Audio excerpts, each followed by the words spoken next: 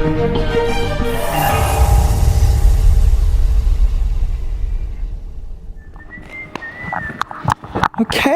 Yeah. Tim Schou. We've got Tim Schou. wiwibloggs.com. I'm Devon, as you know.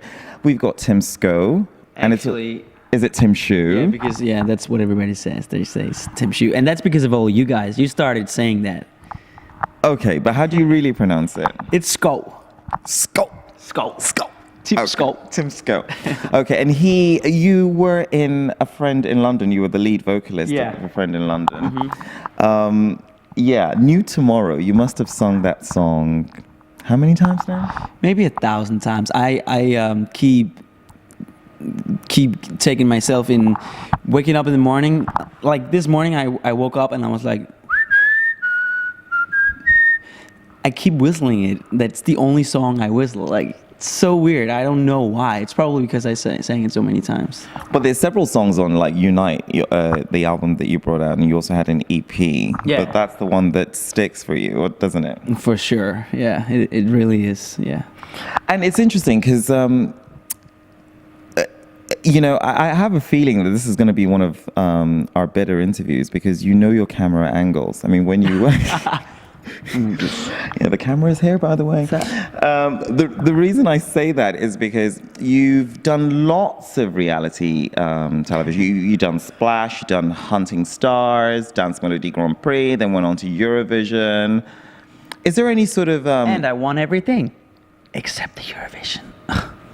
You were top 5. That's a big deal. Pretty okay. Yeah, you were top 5, and you got a lot of douze points as well. Yeah. Some people don't even qualify. Hello. Especially from Holland.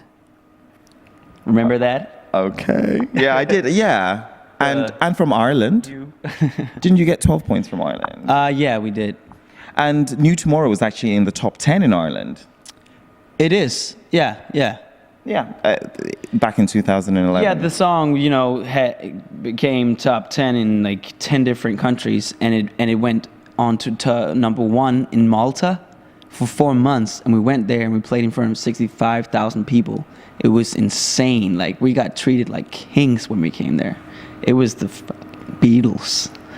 Oh, did he just swear? I'm loving this. Oh, no, you didn't. You didn't. No, but that's amazing. And you still get a lot of reception. I mean, like, we're in Copenhagen now. Denmark is hosting Eurovision. Mm-hmm. And you're actually hosting the Euro Club, where we all party and dance. Every night you're partying your ass off. I know. And this morning we're doing an interview. Yeah, you got to keep on top of it. What was it like being asked to host the Euro Club? It was a different thing for me to get that offer. I mean, when I got it, I was like, because first, when I heard that it's going to be in Copenhagen, you know, and I'm like, oh, okay, so I want to get out of town. I want to be away from this because there's going to be so much like attention and so much. So sometimes it's better for you as an artist to just, okay, I'm going to step back for a while and then I'm going to be like, okay, now I'm here. Like, I mean, but then I just felt that Eurovision love again. And I was like, God, I need to be a part of this. So you took a flight from LAX to CPH? Yeah. Literally. Yeah, totally. Yep. I just came home from LA this Friday, like 2-3 days ago. And yeah, I've been working on my album and stuff. So yeah, I came back for just this. That's how much I love Eurovision. I know, and it was great as well because every night you've been treating us to something special. You took a fan on stage the other night to sing. How fun was that? It was really, really good. And speaking of fans, one of the things that I have noticed about you is your connection with your fans. Yep. On your website, you have a friends wall page where people upload selfies onto timschou.com and, you know, post selfies on your wall, and you seem to know a lot of fans by name, and you just connect with them. It's very interesting because a lot of artists distance themselves from their fans. Totally. Like for me,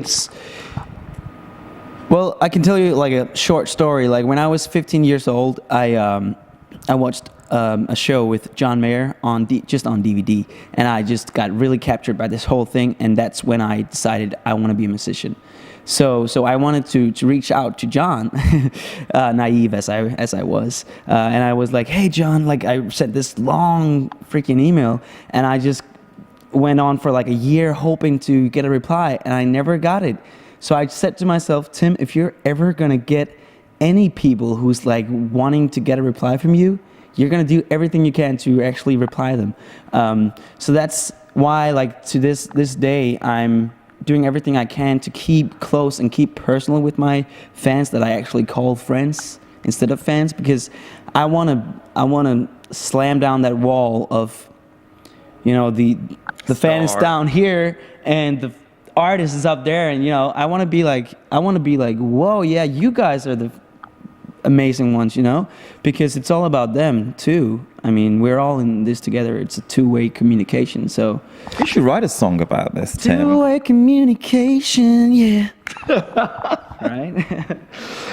And whilst you've been partying as well, you've done covers of quite a few songs. One of the ones that really touched me was May Feingold's cover of Same Heart. Yeah. And do you want to share with our readers what the Israeli delegation have now decided you'll be doing? So last night, this guy, he came up to me, Shai from Israel, and he was like, Tim, I need you to go on and sing the Israel song. And I was like, what? Like 5 minutes before I go on stage. I don't know. I don't think I've heard the song, first of all. And he's like, it's on YouTube. You can just go and check it out. And I was like, oh, God damn it. And so I checked it out, and I was like, okay, I try to fiddle with some chords, and I'm not even like good on the chords thing. I'm not a musician in that way. I just hear what okay, put my fingers there. Okay, this sounds great, you know. So I did the chorus of the Israel song in a completely different way. Very different way, yeah. And it turned out really, really cool. I kind of liked it. So I was talking to Israel after the show, and we were talking about actually doing like a duet new version with May. I mean, May heard it and she was like, okay, I'm not gonna skin you out. I'm giving you a lot of love right now. Did she say that? She is just a wonderful woman. Nice.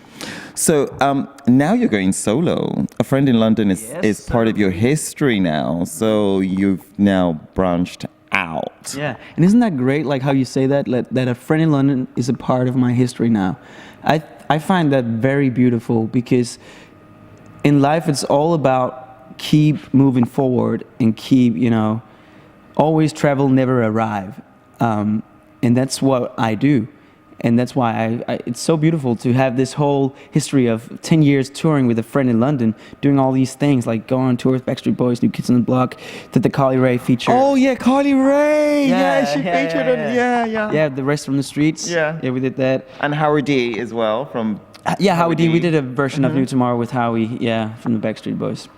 And yeah, we just, you know, we were at a point where everybody started to wanting to do their own stuff. They wanted to do different things. They wanted to move in different directions. So we're like, sure, let's do that, you know? And so Ben, the drummer, he went doing his own thing, and he's a great singer-songwriter. The bass player, Ash, he didn't really like the whole thing about this whole thing that we're doing this week. Like, he doesn't like to be famous. He doesn't like that everybody knows who he is, that everybody knows what color of underwear he wears, you know, all that. He just wanted it. What color do you wear, by the way? I think they're black Hugo Boss. I think the camera can see it right now. Oh, okay. And he's looking down. He's like, oh, right. Shit. Oh, God. See what I get myself into now. Okay. Alrighty. It's the price of fame. It is. See, that's what Ash doesn't like. He doesn't like to show his undies. I'm all about it. Great. And you know one thing, though? You're not just a famous person. You actually have a lot of credibility behind you. I heard Supernova, your next single, and it's really, really cool. It's David Guetta featuring you, basically. You need to drop him an email. Okay, do you want to hear a story? Go on. Is it an exclusive? Because we like those. Yeah, it's probably the first time I told it like to an online or press whatever interview. So the song Supernova, I wrote it 2 years ago in Los Angeles with a guy called Sandy Berry. He did Katy Perry, Miley Cyrus, Backstreet Boys. So we wrote the song, and when it was done in the studio, he looked at me and he said, I wonder what would happen if a guy like David Guetta would produce this song. And I was like, sure, let's call David Guetta on the phone and get him here, right? I was like, yeah, you're kidding me, you know? And he looked at me and he was like, dude, he's right in the next studio to us. I was like, You're kidding. cut it out. I was like, what the shizzy? And I was like, oh, okay, so yeah, sure. Because we both felt that vibe of that song would be amazing for a guy like David Guetta to fucking do, you know? So 1 week later, what happened was that he got into the studio with the whole Titanium team, you know, David Guetta. Yeah. And he played the song for them, and they were all like, this is really good. So they were debating whether it should be Usher's new single or not. Oh my God. And I think we need to keep it yours. Right? Sorry, you can't give that track away. It's too good. Yeah, totally. Yeah, when I heard it, I was like, well, that wasn't kind of the response that I was hoping for, but then I was like, but hey, if Usher wants my song, sure, I'm gonna take it, you know? Like, that's a lot of... I'm thinking I could keep still it. do... Yeah. And will it be released on all international platforms like It's worldwide. iTunes? Oh, yeah, great, worldwide, great. Yeah, it's worldwide, digital. So if you met Basim, yeah? Oh yeah, I know that guy from way back. Like, we did some of the same tours in Denmark and stuff. So I've heard him a lot singing on stage, and that's like, when I heard him the first time, he wasn't even a great singer. Like, he busted his ass off to get to where he is today. He's become a great singer. Like, he has this high pitched vocal now that's really good. I'm so impressed, like, with his work more, like, so cool. You know what? And the wonderful thing is that you're actually speaking to wiwibloggs, so we won't edit you unckindly, because we could have just cut it when you said he's not a great singer and sensationalize the headline. Oh, I should. We won't do that. We won't do that. Yes. We won't do that. But one thing I do want to talk about is you've been through the same kind of journey, similar journey that he's had, except you've won your shit. Yeah. And he came, like third or fourth in X Factor? Yeah. But of course, his song is Cliche Love Song, which, by the way, I think is really clever, because Eurovision can sometimes be about cliches. Totally, it's like, totally. Yeah. Oh, who inspired your song? Yeah. Did you write it? What did you feel when you were... Those press conferences, you've been there? You've done them? Tell me some of the cliches you've encountered. Well, the biggest cliche, obviously, is, so, are you gay or straight? Oh. That's the biggest cliche for me. Like, everybody asks. And of course, there's the... Keep them guessing. What do you say to that? What I say to them, and what I'm going to say to you, is, like, I had this phrase of saying, gay or straight, my music remains great. Because I want to send out the message that it's not about who you're into, like, if you're gay or straight, it's all about who you are as a person. And, like, I have so many gay friends who's, like, been you see that line, I have so many gay friends, is already a cliche. It is. You need to switch it. It's a cliche line, yeah. But I have many friends who was in like hate crimes, and guys walking down the street and people were coming up and really, like, busting them out. I mean, and I feel like I really want to, battle their game. And for me, like, I've made out with men. You've probably seen me online about kissing, like, a really big black guy at the Eurovision after party. Have you seen that picture? It wasn't me. It should have been, though. It should have been. We can do a kiss now. Are you ready? Mwah. See? It's really not that hard, kiss people, because it's love. I mean... Oh my God. And he's like, do you know what? Quite right now, this interview needs to end, because one kiss is never enough. What message do you have for our readers? What message do I have? I have the message that I want to keep reaching out to people. I want to keep growing my fan base, not only because I want to be famous, but because I'm living off of reaching out to people.